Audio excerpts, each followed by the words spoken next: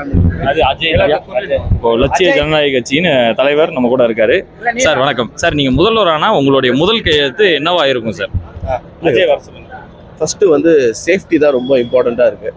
First வந்து மக்களுக்கு வந்து நம்ம வந்து எந்த ஒரு ஆபத்தும் இல்லாமல் நம்ம வந்து சேஃபாக இருக்கிறோனாலே ஒரு குடும்பம் சந்தோஷமாக இருக்க முடியும். ஒரு ஹஸ்பண்ட் வந்து மனைவியோ குழந்தைகளுக்கு வந்து எந்த ஆபத்தும் இல்லைனாலே அதுவே ஒரு பெரிய ஒரு மன தைரியத்தை உருவாக்கும். ஃபஸ்ட்டு வந்து சேஃப்டி, அதுதான் நம்ம ஃபஸ்ட்டு இது பண்ணோம். அப்புறம் டூரிஸ்ட்டும் இங்கே இருக்க லோக்கல் பப்ளிக்கும் ரொம்ப டிஸ்டர்பன்ஸாக டிராஃபிக்லாம் இருக்குது. அதெல்லாம் வந்து நம்ம மற்ற மாநிலங்கள் மாதிரியும் மற்ற கண்ட்ரிஸ் மாதிரி எங்கெல்லாம் ஒன் வே பண்ணணுமோ, எங்கெல்லாம் வந்து டிராஃபிக்கை வந்து இந்த ஸ்மார்ட் கேமராஸு எங்கெல்லாம் ஸ்மார்ட் சிக்னல்ஸ்லாம் வச்சு எப்படி ஸ்மார்ட்டாக டிராஃபிக் மேனேஜ் பண்ணணுமோ அந்த மாதிரி அடிப்படையாக சின்ன சின்ன விஷயம். இப்போ நிறைய பில்டிங்லாம் கட்டி ஓப்பன் பண்ணாமல் இருக்குது. அதெல்லாம் வந்து நாளைக்கே வந்து நம்ம இமீடியட்டாக ஓப்பன் பண்ணிடலாம். ஆல்மோஸ்ட் கட்டி ஒரு வருஷமாகியும் ஹவுசிங் போர்ட்லாம் இன்னும் கீயை ஓப்பன் அடிக்காமல் வச்சுருக்காங்க. அதெல்லாம் நாங்கள் போராடிட்டு இருக்கோம். ஃபஸ்ட்டு ஊழலில் ஃபஸ்ட்டு ஒழிச்சிட்டாலே முக்கால்வாசி பிரச்சனைக்கு அதுதான் வந்து ஆணிவேராக இருக்குது. அதை ஒழிச்சிட்டாலே மேக்ஸிமம் எல்லா பிரச்சனையும் தீர்வு வந்துடும். அதுவும் நியாயமாக நேர்மையாக இருக்கவங்க இந்த காசு சம்பாதிக்கணுங்கிற ஒரு நோக்கத்தில் அரசியல் வராமல் அந்த ஒரு நோக்கத்தில் இருக்கவங்க வந்து கண்டிப்பாக என்னை மாதிரிலாம் நான் வந்து கண்டிப்பாக மக்களுக்காக சேவை செய்யணும்னு வந்திருக்கேன். கண்டிப்பாக என்னால் முடியும். யாருமே முயற்சிக்காத ஒரு விஷயம் சிங்கப்பூரா மாற்றணும் அப்படின்றது, இந்த ஒரு விஷயம் உங்களுக்கு எப்படி தோணுச்சு சார்? ஏங்க நம்ம ஃபாரின்லாம் போகும்போது, வெளிநாடு போகும்போது நம்மளுக்கு தோணும், ஏன் நம்ம நாடு மட்டும் இப்படி பின்தங்கியிருக்கோம், இப்போ நம்மளே ஃபாரினில் போய் செட்டில் ஆகணும்னு நினைக்கிறோம். ஏன் நம்ம அப்போ தான் தோணுச்சு, ஏன் நம்ம போய் வெளிநாடு ஏன் செட்டில் ஆகணும், ஏன் நம்ம நாட்டை அப்படியே மாற்ற முடியாதுங்கிற ஒரு நம்மளுக்குள்ளே இருந்த ஒரு ஏக்கம் தான். ப்ளஸ் நம்ம உலகத்துக்கே ஒரு முன்னோடியாக இருந்தவங்க இன்றைக்கி வந்து நம்மளோட ஹிஸ்ட்ரி வந்து ரொம்ப இன்றைக்கி நம்ம ஹிஸ்ட்ரி கம்பேர் பண்ணும்போது இன்றைக்கி ரொம்ப பின்தங்கி இருக்கோங்கிற போது நம்ம மக்களோட வாழ்வாதாரத்தை உயர்த்தணும், அவங்களுக்கு அடிப்படை வசதிகள் கிடைக்கணும்.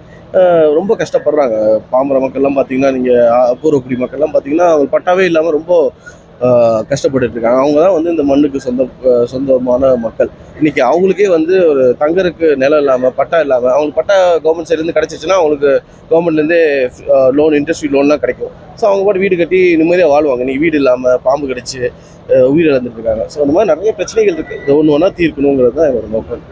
சார் இப்போது நீங்கள் வந்து நிறைய இடத்துல இந்த உணவு அப்படின்ற விஷயத்தில் நிறைய மக்களுக்கு பண்ணிட்டு இருக்கீங்க.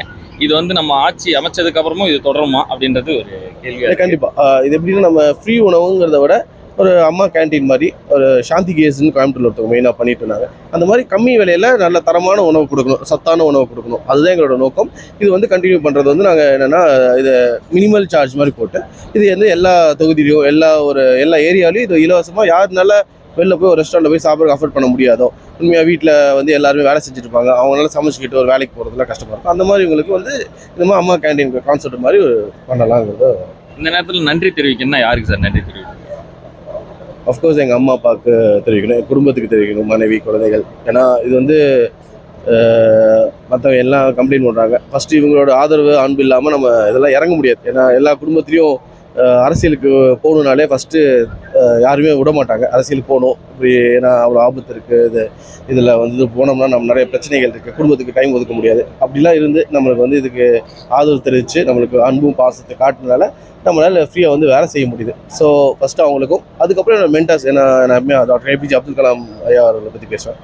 ஏன்னா அவர் தான், நான் ஸ்கூல் படிக்கும் போதெல்லாம் இவர் தான் வந்து ஒரு மோட்டிவேஷனாக எப்போவுமே வந்து இளைஞருக்கு வந்து இவங்க தான் எதிர்காலம், 2020 நம்ம டெவலப் நேஷனாக வரணும்னு ஆசைப்பட்டார். அதை வந்து அவர் கனவை இப்போ நினைவாக்கணுங்கிற ஒரு நோக்கத்தில் தான் இதை முன்னெடுத்து நான் பண்ணிகிட்டு இருக்கேன். இப்போ இளைஞர்களுக்கான அழைப்பு நீங்கள் எப்படி கொடுக்குறீங்க? ஆமாம், எல்லா இளைஞர்ஸ்லாம் பாலிடிக்ஸில் சீரியஸாக ஆக்டிவாக பார்ட்டிசிபேட் பண்ணணும், இதை விட்டு ஒதுங்கக்கூடாது. ஏன்னா அது ஒரு சாக்கடைன்னு சொல்லி நம்ம எல்லாரும் வெளில போக போக இது வந்து சாக்கடையாக தான் இருக்கும். நம்ம இறங்கி அதை சுத்தப்படுத்தலைன்னா அது சுத்தம் ஆகாது.